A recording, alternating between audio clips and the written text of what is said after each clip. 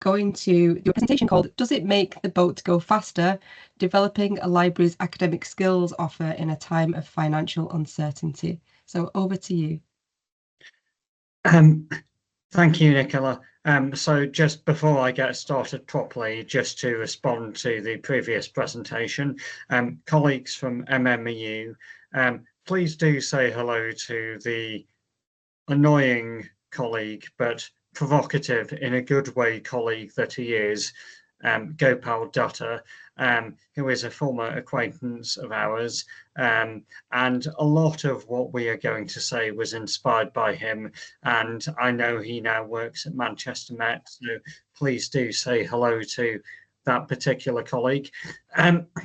Secondly, before we get into our own content, what you were saying about Articulate 360 and things, I would entirely agree with and support to anyone who is listening. We have had a designated digital learning designer in our team since 2010 with an Articulate 360 license, who everything that our skills tutors, our academic librarians, our subject librarians are coming up with, that particular colleague is churning out all kinds of things every 5 minutes to support. That's an aside. Just to reinforce the previous presentation, let's now share some slides and get going with what we actually have to say today. Can someone in the chat just confirm that you're seeing some slides? This is all going all okay? Thank you, AJ. Okay, so the theme of today's chat is essentially, does it make the boat go faster? Because when I was in last time in this kind of situation that most of us are in now, someone said that to me, it rang some bells with me, and I'm hopefully going to share those bells with other people. What we're going to run through in the next 15-20 minutes, briefly, operational context of where we're coming from with this stuff, reflection, why am I even trying to tell you in the first place why a boat should go faster? That's trying to do a bit of emotional intelligence there. If you're already paddling as hard as you can, if you're already doing your best at work and someone comes in as a random manager or something and says, time to paddle a bit harder, time to, how can we do more with what we have already? It's like, well, we're doing that already. I acknowledge all of that. It's still some reflections on how can we make the boat go faster, and particularly what myself and my co-presenter Alice, who you'll meet in a few moments or so, want to talk about is how you can use appropriate focused action to influence what happens next. So let's consider that a bit more for a moment or so. Alice and myself come from Leeds Beckett University. We're one of the many post-92s in the UK, but something I always say to people is we're a little bit strange in that, well, we're post-92, our predecessors and all of the rest of it go back to the early 19th century, and as this picture shows, well, we've got a quite nice library building at one of our couple of campuses, and as it says in the slides, we have a lot of international students, and I don't need to tell anyone on this phone call that international students are important for so many reasons, but at Leeds Beckett we do have a lot of them. So we move on again. Anyone who is old enough to have seen me talking at ALN 2 or 3 years ago will remember me sharing this particular image of a kaleidoscope, peering through it, and asking people to reflect that there is a lot of things happening out there. People are trying to learn, people are saying this, people are saying that, and patterns emerge when you're dealing with thousands of learners, thousands of students, and part of our job is to try and discern the meaning of the patterns and to work out kaleidoscope style when it is potentially not meaningless, but random. And realizing that is also potentially a thing.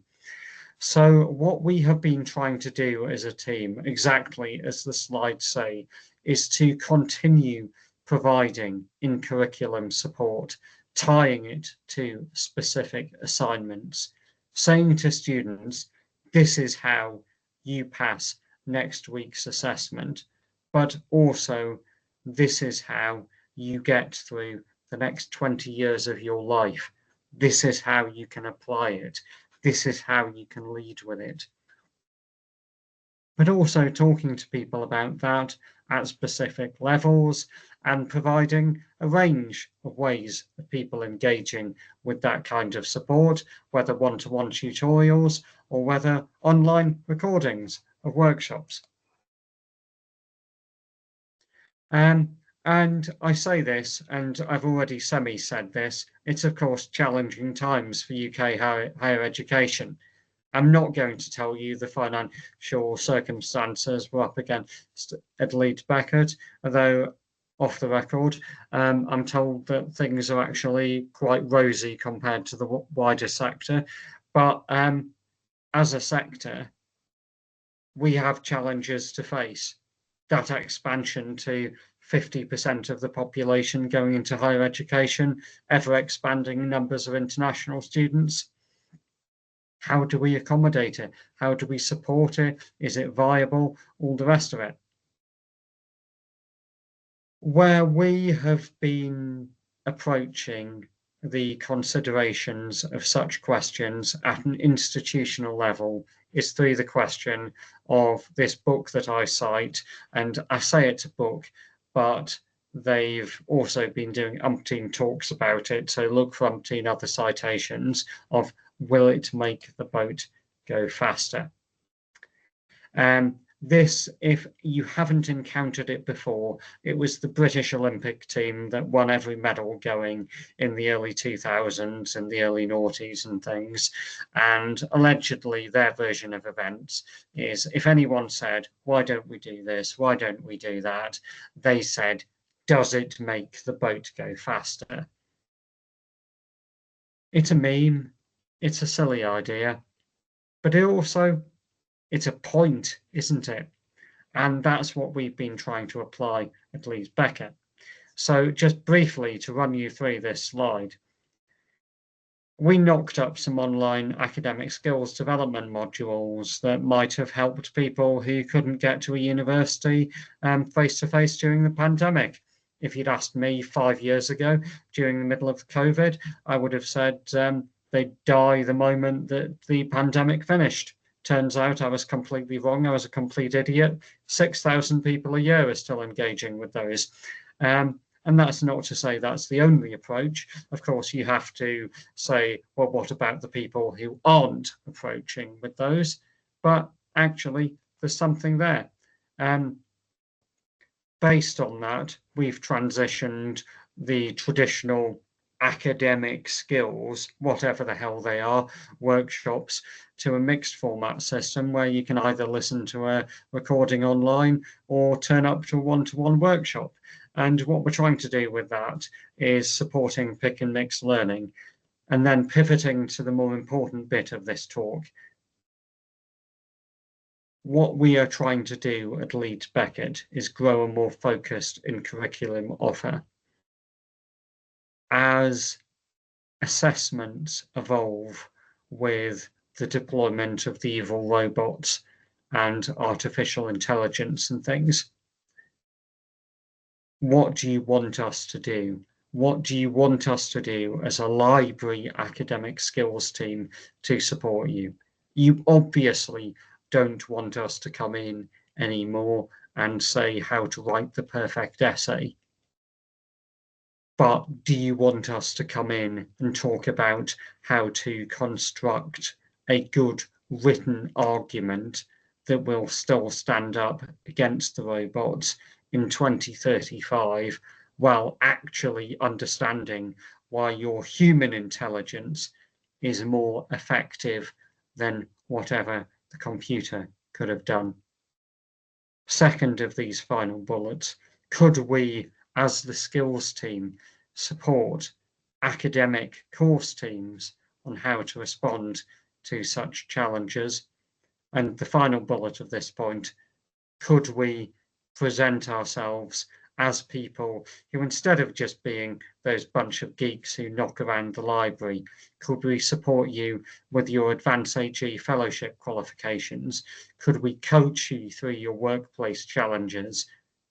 We aren't just the people who come in from the library to talk you how to do the next random reference.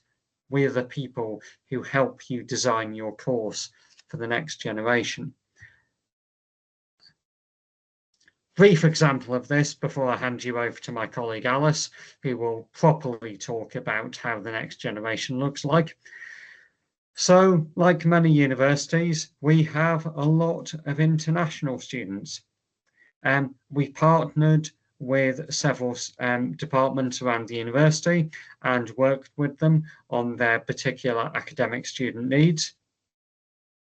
And we produced a university-wide teaching excellence project report, which we've since had conversations with about multiple universities around the UK, and we've been asked to present about at JISC and Barleap. Essentially, what we were talking about here was how a university library could get itself involved in supporting the induction of international students and then leading them through their entire careers. And I'm not going to get into the specifics of international support here because it's not the purpose of this forum. But one of the mentions of today's talk was a bit of a toolkit, and I'd ask you to reflect on that. Every university in the UK at the moment, engagement, retention, and transition of international students is a point. If the library isn't central to that, why not? Surely the library could be central to the entire thing. So a specific example now, moving on to my colleague, Dr. Alice Stamataki, of thinking about how can a library support the wider university and demonstrate its impact, and how could a skills team of a particular library apply itself most appropriately. Alice, over to you. Brilliant, thanks, Laurence. Yeah, so just a bit of a note of the background of the cohort that we support here at Leeds Beckett. We have a wonderfully varied group of people who are doing postgraduate research degrees with us. They might be PhD students.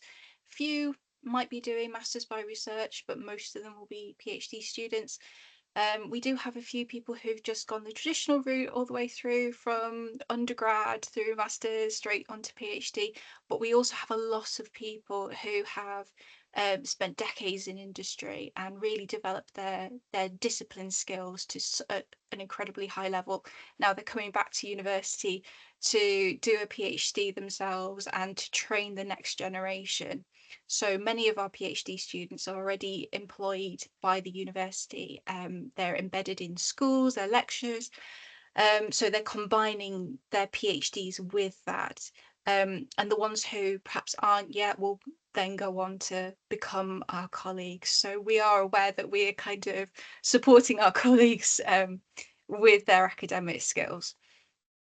So with this in mind, I've designed this little bit of a PGR writing course. Basically, the way it works is it's over 3 weeks, twice a year. It started out as once a year. I increased it to twice after we had lots of demand and also some feedback from our colleagues that they would really love to attend, but they couldn't because they were busy teaching the undergrads. So we just made sure that it was twice a year at times outside of term time so that they could join as well. And it's always at lunchtime as well. So again, they can fit it into their busy days. I'm also aware that I'm covering quite a lot of ground here for the PGRs because they are across the university, a wide range of disciplines. We'll have people from arts and humanities all the way through to social work, medicine, medical sciences, those sorts of disciplines as well. So, and sport, you've got to have something that can apply to somebody who might be a first year PhD just starting out on like sports sciences, and also then somebody who might be, in the writing up stage in arts and humanities. So you've got to make sure that it's flexible enough to be useful for lots of people. So the way it works is the students can choose which ones they attend. They can have a pick and mix approach. They can go to all of them. They can go to one of them. They choose. The first session is very much a basics of just, getting them introduced to the idea of critical reading that then supports the writing. We quite often have a little bit of a chat about the interaction between those two, some sort of expectations of reading and writing. I'm very keen to like facilitate conversations around that. Then we go into the more in-depth sort of getting started with the writing of it. And then we finish in the final week with in-depth and effective academic writing.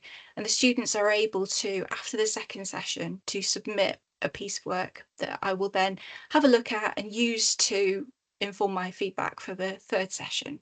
Next slide, please, Laurence. Thanks, brilliant. So I've designed it this way because of all these principles that you can see on the screen here. For the reasons that I've outlined, we've got a really varied cohort, and it has to appeal to lots of different people. So we've got that inclusivity, that variety, flexibility, on demand. Students are very, very busy. PGRs are especially busy. We've also got people who sometimes are based in America, based in Asia, and they need to be able to join in as much as they can. Interactivity as well, that flipped classroom approach where they can submit something ahead of the next session as well. And collaboration, it means that I can collaborate with our wonderful library colleagues, so we can have people from the copyright team come in and introduce their work. That helps us work more collaboratively as well, support and promote other services across the university. Next slide, please, Laurence. Thanks. So this is kind of the impact of that. I think the figures speak for themselves, that these are the most popular sessions in the research training program, which is fantastic. You can see that massive jump from 2022 to 2023, really, really big increase in numbers. That's also when I increased this number of sessions. This year it's been a little bit down, still kind of trying to wonder why that might be and work out what's going on there. I'm very curious to see what the numbers will be for next year as well. We are in a transitional phase. We'll see what happens. We've had really, really fantastic feedback from students reporting that they've taken it more than once as well, which is really wonderful to hear that, and saying that it really is helpful for a lot of range of subjects, and also request to add more or to, develop sort of like a check-in later on. So yeah, we've had fantastic feedback from the sessions, and I'm really keen as well to hear from you guys. If you are supporting PGRs in your own institutions, please do reach out. It'd be great to have a conversation about that and connect. Thanks.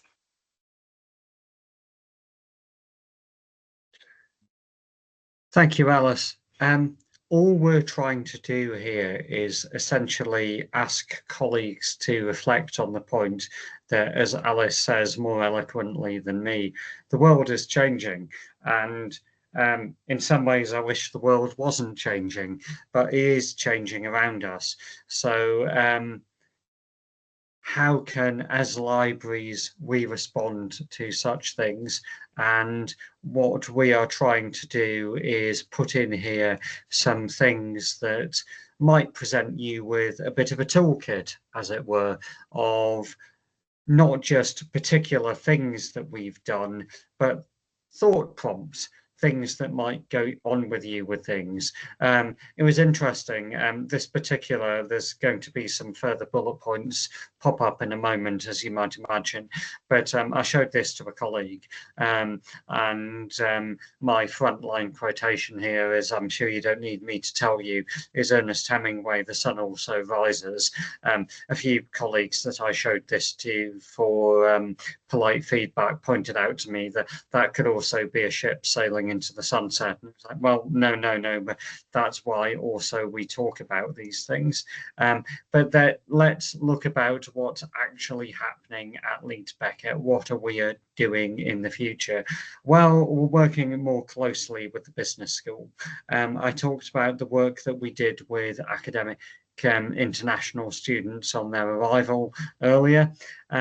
We're now trying to work more closely with the business school so that the induction material that every international student is asked to do, so it is more closely tied to their first assessments.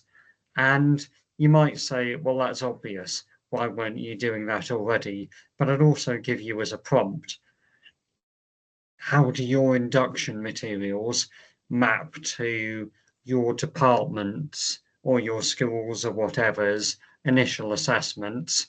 And if they don't connect, why not? And if they don't connect, well, do you frankly have a quality assurance issue there for why you're letting people into a university and then reassessing them for the same things? It's an interesting thought. We're hoping to improve our stuff around there. But we're also thinking about, I don't know if any of you have read, I can drop it into the chat if everyone isn't familiar, the OECD's report on what the skills framework of the future would look like for 2030 to 2040.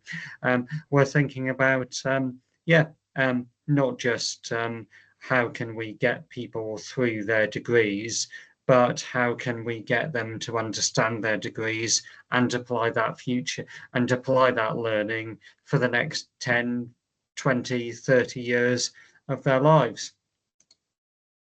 And we're also thinking about opportunities for staff and students to feed into this. And a lot of people more intelligent than me will talk about this more effectively than me at other points in the ALN conference, so don't want to bang on about this. But there's an interesting thing there to explore, isn't there? Because of course students' voice is important, of course students have an opinion, but also if we're going to continue charging them absurd amounts of money for their studies each year, we need to give them something as well. So what are the opportunities for that to lead into the future? Let's revert to where we got started with all of this. How does it make the boat go faster? If you're out there in the middle of the Atlantic and you are in the rowing boat, the sailing boat, or whatever, and people are coming up with ideas for the future, how do you make the boat go faster? Wherever you are, how do you accelerate? Despite the challenges of the environment around you, whether the UK higher education sector or whether the massive waves growing on the horizon, how do you make the boat go faster? What do you do that is non-negotiable? I'm not going to try and dictate to another institution. I know for Leeds Beckett Library what we do, what the state of play is, and what we can't compromise on. But what for you? What's your core offer? What actual things do you do that's merely nice to have that you could back off from? Blah de blah. What could you change for higher impact? Alice provided a really nice example of that. And that's almost where I'd like to close you on for today. For better or for worse, the world of higher education is changing. As you can see of this picture of the Atacama Desert from back in the day, of all things, there are patterns there if you want to study them.